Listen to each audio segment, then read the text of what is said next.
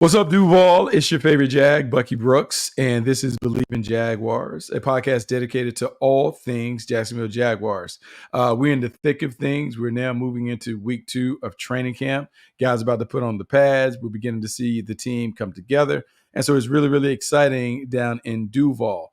And so what I want to do today is, since we're getting so close to being able to play real football, I want to kind of dig in my mailbag, answer some of the questions that you guys have, add some observations and analysis from what I witnessed over the weekend while kind of making my way around Jacksonville and then the league. And then we'll just kind of talk about it. But before we do that, let's kind of pay off our sponsor. Bet Online is the world's most trusted betting platform and your number one source for everything online sports betting. Right now, you can receive a 50% free bet of up to $250 on your first deposit to bet on anything from the Olympics to baseball to Formula One racing.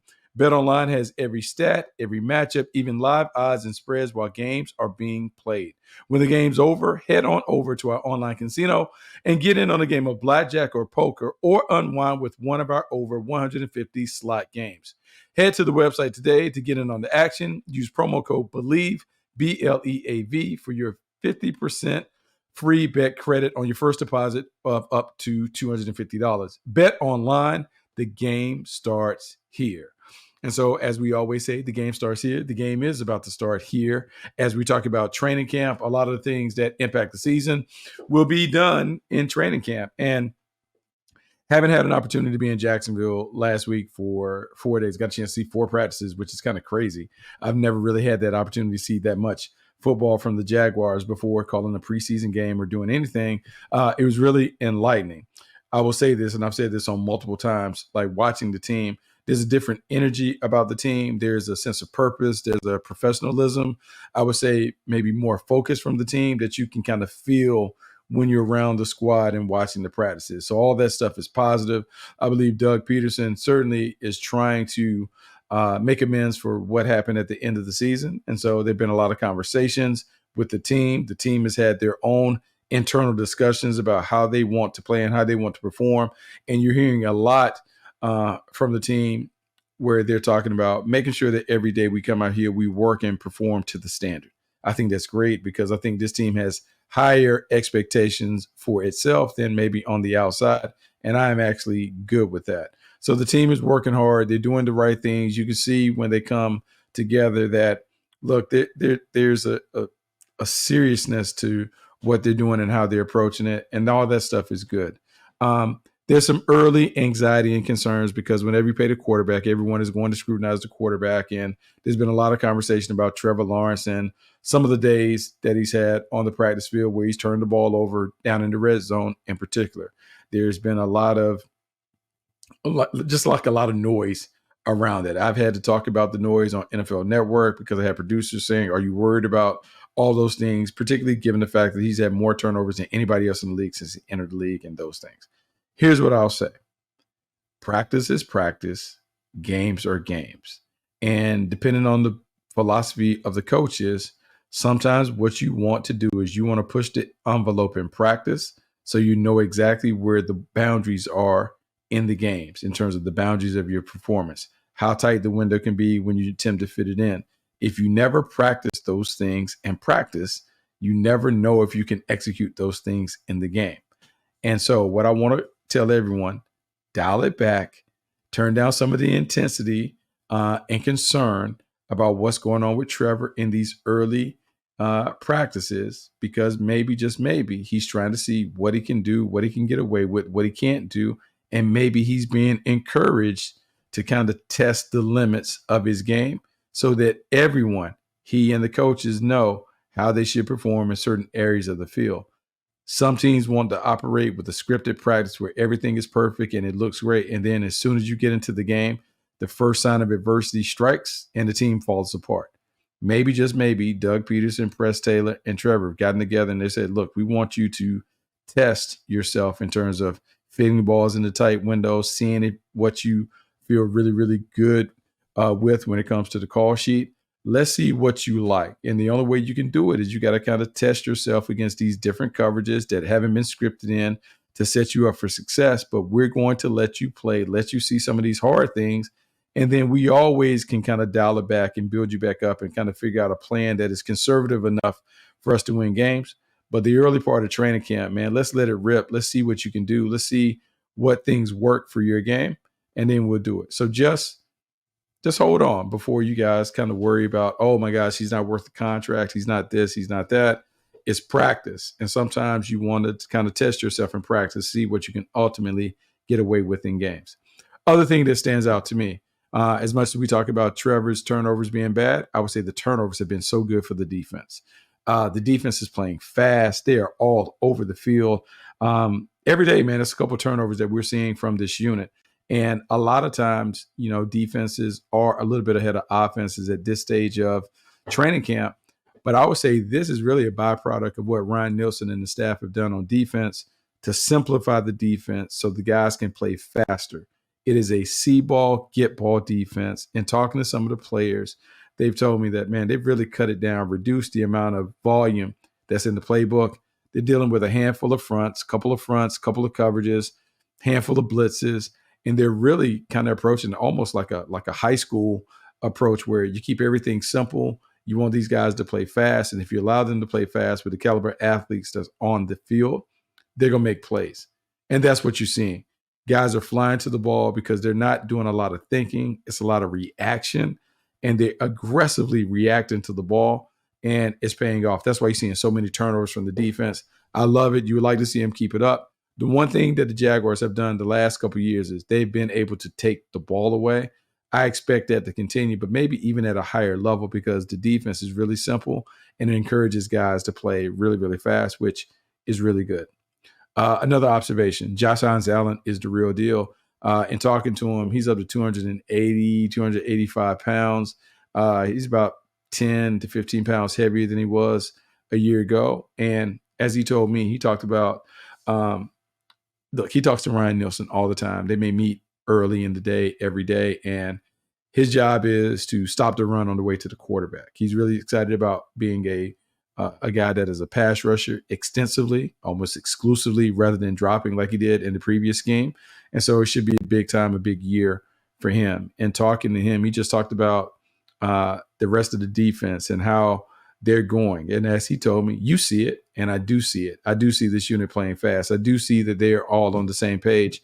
And those comments from Josh were backed up by some of the comments I heard from Foye a little time when we briefly spoke. And he just talked about, yeah, man, like we really did a really good job of cleaning up the communication errors. Everyone knows exactly what they're doing. They're on the same page. And when everybody's on the same page, we can make a ton of plays. Speaking of plays, Dewey, Andrew Wingard has made a ton of plays, picking off passes and being around the ball like that. Antonio Johnson looks good in the back end. Overall, the team looks good. Now, you're still early in the process, but it appears that everyone is on the same page and things are going well.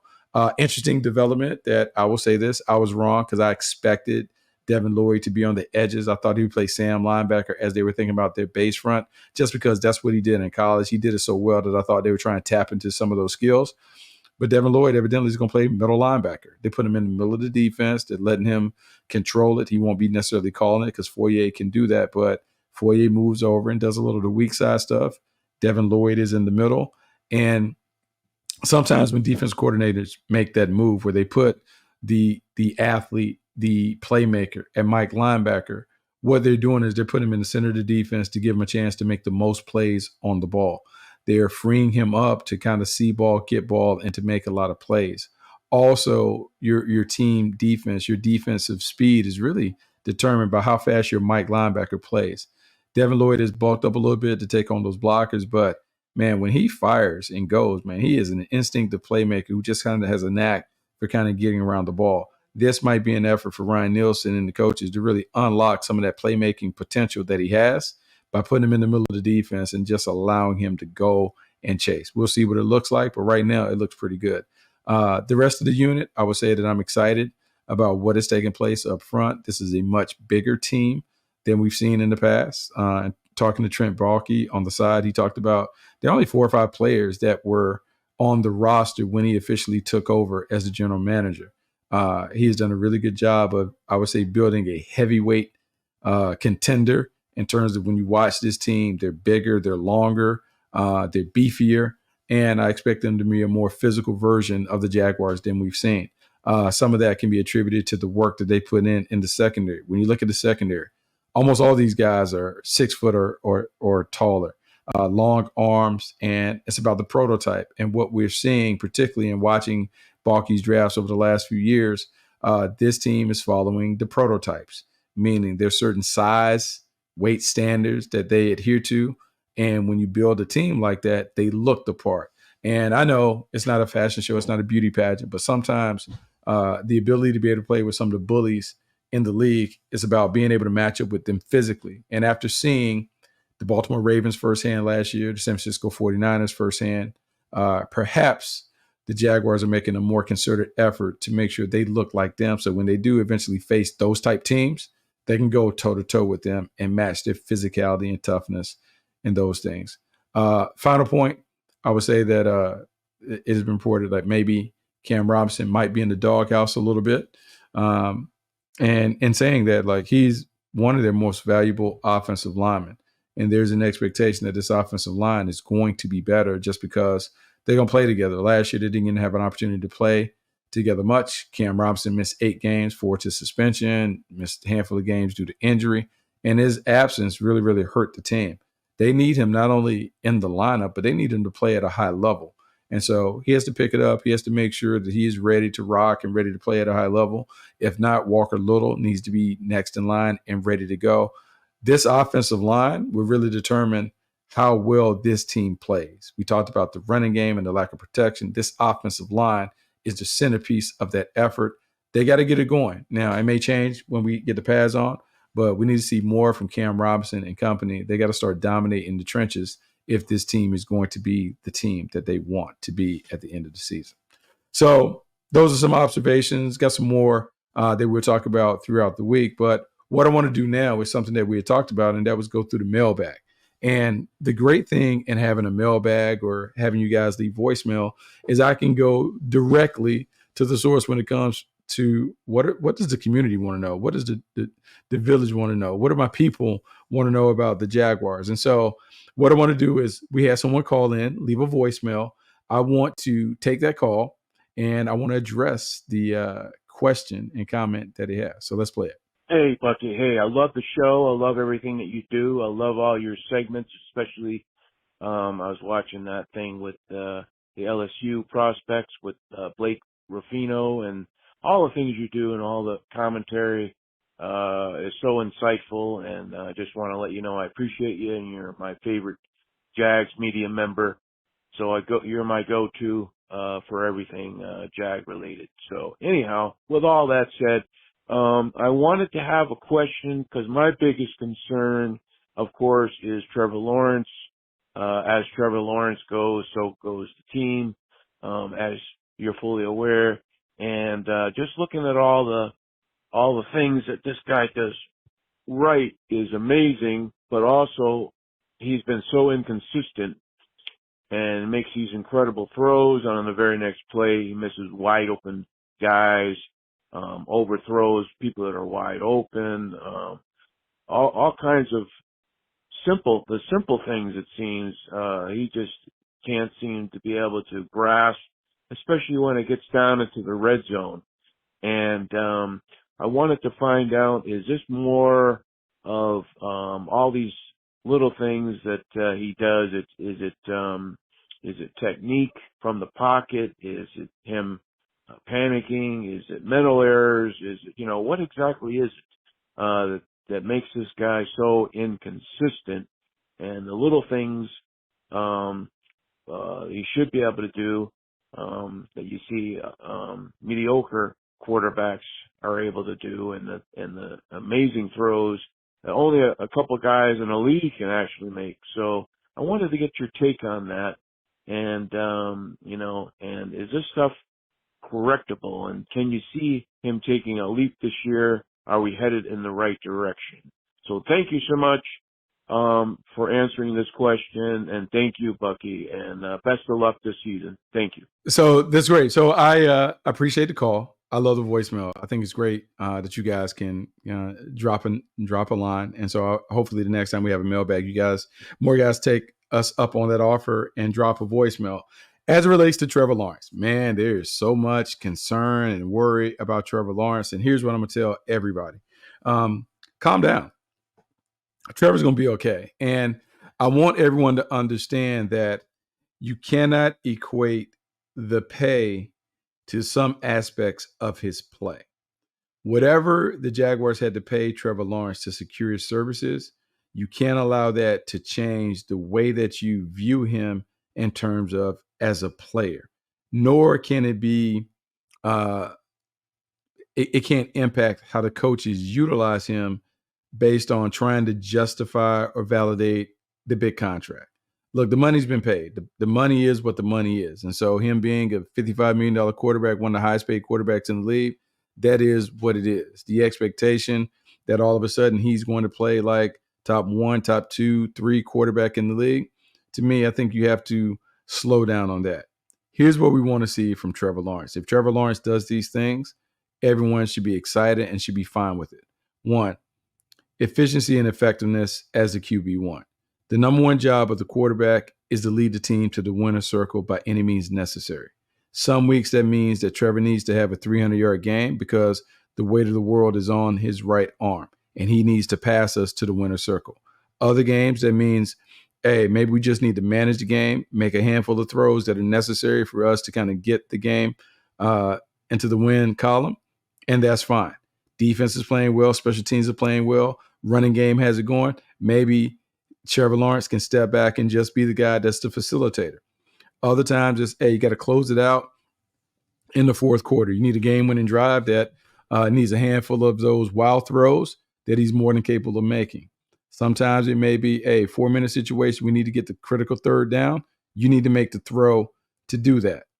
And so I'm not giving Trevor a break by saying, hey, let's calm down. What I'm saying is what is needed from the QB1 changes based on situation and circumstance. And we cannot expect him to be something that he hasn't been to this point yet, meaning, look, Trevor Lawrence has all of the potential and capability to be what we call a truck in the quarterback landscape, meaning he can carry the team, he can do all those things. But he has to clean up certain parts of his game before he's going to be able to be that truck consistently. The areas of the game that he must clean up, he has to reduce the takeaway. He has to reduce the turnovers. Fumbles in the pocket, red zone interceptions, those things have to be removed from his game. It can never be perfect, but he just has to be a better decision maker and more aware of what's going on in those moments. If he's aware, then he can reduce the number of giveaways. And if you reduce the number of giveaways, the wins go up. Turnover battle is the number one deciding factor in football. If Trevor Lawrence takes care of the ball, this team is going to win and win at a high level. As it relates to some of the easy misses and some of the layups that he may miss from time to time, look, man, that happens for everybody. Now, in a perfect world, ball shouldn't hit the ground in practice when we talk about some of those non-competitive drills. When we're doing 7-on-7s and those things, it should be about chalking up and stringing together a number of completions where we hit 8, 9, 10, 12 completions in a row, the ball doesn't hit the ground. Trevor hasn't gotten to that point. The push has to be from Doug Peterson and Press Taylor to get him to that point. And the only way you can get to that point is you have to be very comfortable going through your progressions and settling in on the check down. Meaning if there are 4 options within the route, you quickly go through 1 to 2 to 3, and then you always know where your check down is as the 4th option to be able to move the drives, move the sticks. Because if you take enough check downs, it forces the defense to collapse, and then the bigger shots that you're looking for, those will happen. So Trevor has to clean up some things in those areas, but I wouldn't panic. It's early in training camp. Young fella will work through those problems and eventually be really, really solid. So now I want to take some more questions that kind of popped up either in comments or on Twitter or via email. So this question comes from Arnett Worley, 7162. Do you think coach will be calling the plays this year? Doug Peterson was asked that in his press conference about play calling, and did owner Shad Khan weigh in terms of his preference. And obviously his preference would be to have Doug Peterson call the plays. And the reporter asked, would that influence Doug's decision on whether he called plays or not? Well, based on the information, I think we all have had a boss, and if the boss says something, you must be compliant. I would expect Doug Peterson to eventually comply with Shad Khan's wishes in terms of calling the plays. But in calling the plays, it may look different. It may not be him as a full-time play caller, but it may be when we have a gotta have it drive, Doug Peterson jumps in and calls the plays. It is a yin and yang relationship with Press Taylor where you go back and forth. And sometimes parts of the game you say, hey, Press, I'm going to let you call this now because I want to look and see what they're doing. Other times is, hey, man, I got an idea. I'm going to call it this series to kind of get us out of a rut. The relationship is always going to be one when you have an offensive-minded coach who has play calling experience and who is a really good play caller and a coordinator. It is always going to go back and forth. If we take anything from one of Doug Peterson's mentors, let's look at how Andy Reid has done it for years. There are times in the season where you can tell Andy Reid is off the play sheet. He may be looking, but he has someone else calling it. When we get into the postseason, when you look at Andy Reid, it's very obvious that Andy Reid has a big part of calling plays. For Doug Peterson, who has been an elite play caller throughout his time in the league, you certainly don't want to see him give it up completely where he never ventures in. But it's okay to groom another guy because being a head coach requires you to manage not just the offense, but the entire team. And that includes the defense and special teams and understanding how to manage situations. Sometimes Doug wants to get off of the play sheet so he can manage the team and give the team what it needs for the Jaguars to get to the winner's circle. So it'll go back and forth, but I think eventually he'll call him, but he'll split some of those duties with Press Taylor because it allows him to be a better manager of the team. Next question, Whispered 7-7. Bucky, why do so many people have so much confidence in Trevor? Look at his stats. He's slightly better than Blake Bortles. All right, there are going to be a lot of Trevor questions, and I'm okay with that. One of the reasons why you have a lot of confidence in Trevor Lawrence is, look, he has the right stuff. He has the it factor that you look for in the position. People are talking about the arm talent, the athleticism, the prototypical dimensions that he brings. I'll say the reason why you bank in Trevor Lawrence being the guy is because his character is outstanding. Look, great worker, great leader, great communicator, really tries to do right by the players. And at the end of the day, the teams that play well are the ones that really play hard for one another. And this team will play hard for Trevor Lawrence. His connection with his pass catchers, Christian Kirk and Evan Ingram, those guys in particular, outstanding connection. They trust one another. And so that trust will eventually lead to results that you want to see in the passing game. The other part that I would say the confidence comes from Trevor is just a great leader. Leadership is not only about being a rah-rah guy, whatever, but it's about playing when you got to play. And I would say over the last 2 seasons, we have seen Trevor Lawrence grab the ball whenever the ball has been handed out, despite dealing with injuries and those things. How he played last year on a Thursday night against the Saints when he was beat up and not expected to play, to me, sold me on his toughness, his grit, his resilience. He is a guy that can understand how to deal with it. And the lessons from last year will make him a much better player. This is the year that Trevor Lawrence bounces back, and I think we appreciate him as a former number 1 overall pick. This comes from, Alapadia Fugia, 2154. Hello from Anchorage, Alaska. Love the show. Appreciate the shout out. Glad that you love it. We're trying to do really good things here at Bleav, so let's continue to do those things. Next one, Daniel Jean Mary, 8447. Where do you see Jerry Jones play for the Jaguars? Okay, Jerry Jones, 3rd-round pick out of Florida State. He is going to get every opportunity to jump into the mix as a nickel defender, may even crack the starting lineup. Here's what is different about Jerry Jones than maybe we anticipated when he came in. A lot of the conversation after the draft was, he's going to be the nickel player. He's going to play in the slot and those things. What we've seen is he spent a lot more time on the outside. As a former player who played in the secondary and as someone who can watch the coaches and see how they're interacting, sometimes you want those young guys to play on the outside because less thinking, you can kind of control and dictate the matchups. You can kind of ease them into the mix. Whereas when you're in the slot, I'll say this, I believe your best defender has to be able to play in the slot because you have to deal with so many different things. 2-way goals, run game factor. Are you blitzing? It's a lot for a young guy to do and do really, really well. Jones, to me, strikes me as a guy that could play outside in their nickel package. He'll compete with Ron Darby to start, but his athleticism, his play speed, his technique is really solid. He's going to be in the mix. I think he's going to be a big contributor immediately. This is from at Texas Man 1. How tough do they look? Seems like they've been real soft recently. Well, can't really tell you how tough they look right now because everything has kind of been in T-shirts and shorts, but I will say they understand the assignment. The assignment is that they got to be a more physical team against those bullies to be able to win. Some of that will be, I guess, exposed when it comes to the running game. And can they run the football? Can they impose their will on their opponents as a running team? We'll see. The other part of it is on defense. Can they stop the run? And can they knock people around in a very, very physical manner? Stopping the run comes down to, look, man, effort, energy, and execution. Got to have great effort off the ball. You got to bring the energy because it has to be a number one priority to stop the ball. And then the execution. You got to be gap sound, and you got to make sure that everybody gets to the proper gap on every play. If they do those things, then they won't have leakage and they won't have any issues defending the run, regardless of the size of the team and the approach. That has to be a priority. Stop the run. Make people pass into coverage, win with your front, and dominate the game in that fashion. They do those things, it's going to be good. The other part of, the equation and what we saw from the team, I would say offensively it's about being able to run the football. They got to move people off the ball.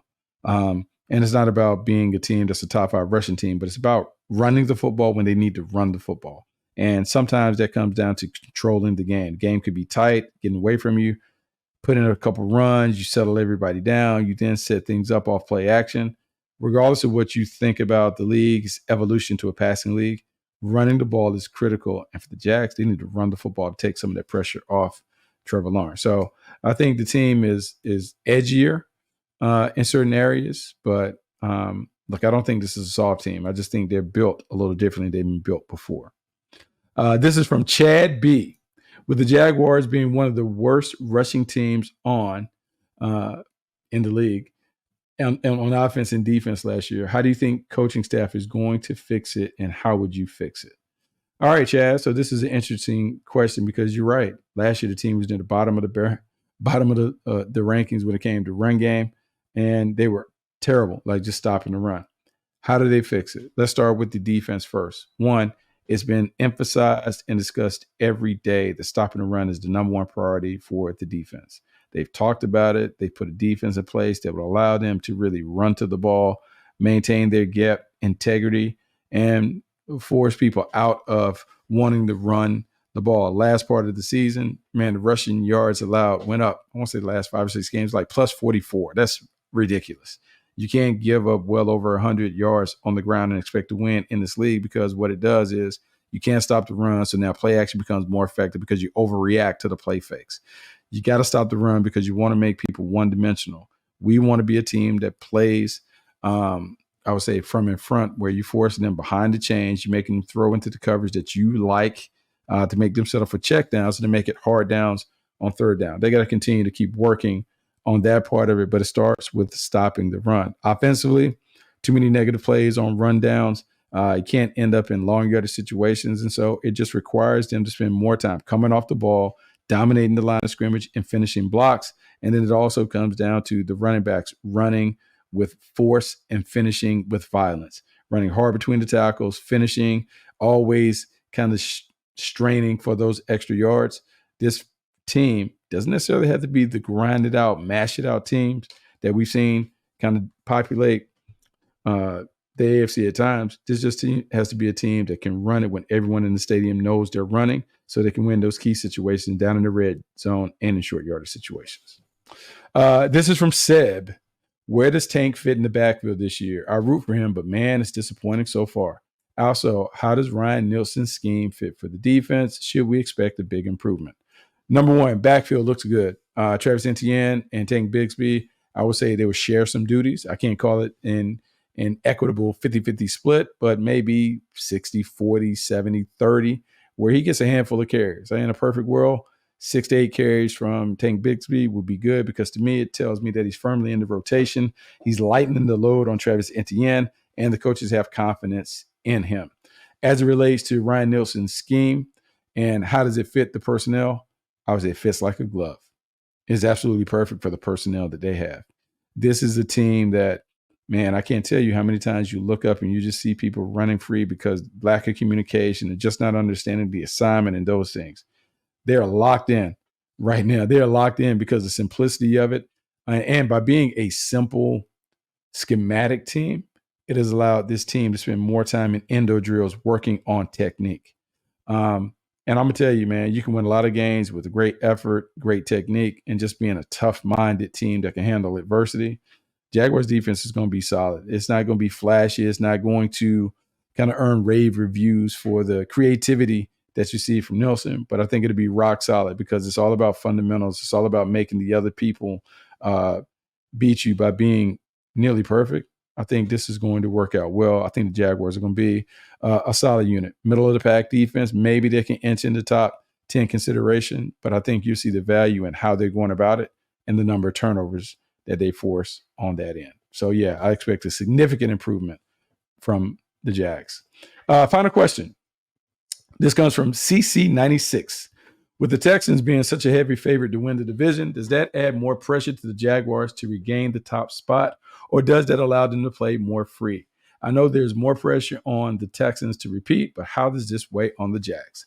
Guys, it's funny because there's been a lot of conversation about this. I've seen reporters ask players about, hey, are you more comfortable in the underdog role? And it's funny when you look at their body language, every player kind of bristles at the notion of being the underdog.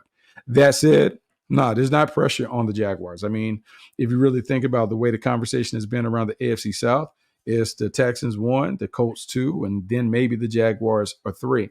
To me, I think that, look, they were disappointing last year. There was a lot of hype, and I'll say this, maybe arrogantly, we expected this team to jump from being one that's in the divisional round to really being in the conversation. And everyone, players, coaches, personnel, fans included, maybe we took that for granted after that big win against the Chargers in wildcard weekend and then coming back and playing the Chiefs to a fairly competitive and close game. Just kind of thought we could roll the balls out and this team would be ready to go. We learned that's not the case. And so I would anticipate this team being much better because this team is ready to go. They don't have the bullseye on the back, but they are the hunter. And they're going after it. And they probably feel like that they are a much better team than people are giving them credit for. And I would say a motivated team is a dangerous team because this team has something to prove. They have a common purpose. And whenever you have a common purpose and you do things the right way on and off the field when it comes to paying attention, dotting your I's and crossing your T's, man, you got a chance to win games. I expect the Jaguars to win a ton of games. I expect them to be in that conversation, not only as a division champ, but I think they're going to have an opportunity to surprise people and be one of the better teams in the AFC if it comes to fruition. Hopefully, we can kind of get some home games in Duval and kind of see where it plays out. I'm excited about it, though, because in watching this team is different than last team. I think they did a really good job of making sure that the locker room has the right kind of guys in there, that the guys that are in the locker room want to be a part of the Jags, and that they have the right characteristics and traits to live up to the standards that are kind of expected in Jacksonville. Because if they get to that point where they can do that daily, meet the standard, exceed the standard, then a lot of wins are going to happen. And so I'm excited to see that take place this fall. So that's our mailbag episode of Bleav in Jags. I want to make sure that you rate, review, subscribe to the podcast. I want you to tell a friend about the great stuff that we're doing here on Bleav in Jags. But also, I want you to check out the stuff that's on Bleav Network on Fubo. All of the great shows that some of my colleagues are doing, all the content, some of the cross-promotional stuff that we're doing where we kind of jump on other pods and talk about teams and rivalries and those things. Check all that stuff out, man. It's great fun. And as we continue to get closer to the season, I look up, man, we're 2 weeks away. I'm going to be in Jacksonville calling that first preseason game against the defending back-to-back champs. That preseason game should be fun. Even though we're not really playing, it's a good measuring stick. I'm excited to have a few more conversations before we get to that. So I'm Bucky Brooks. This is Bleav in Jags. And until next time, chill out. See you.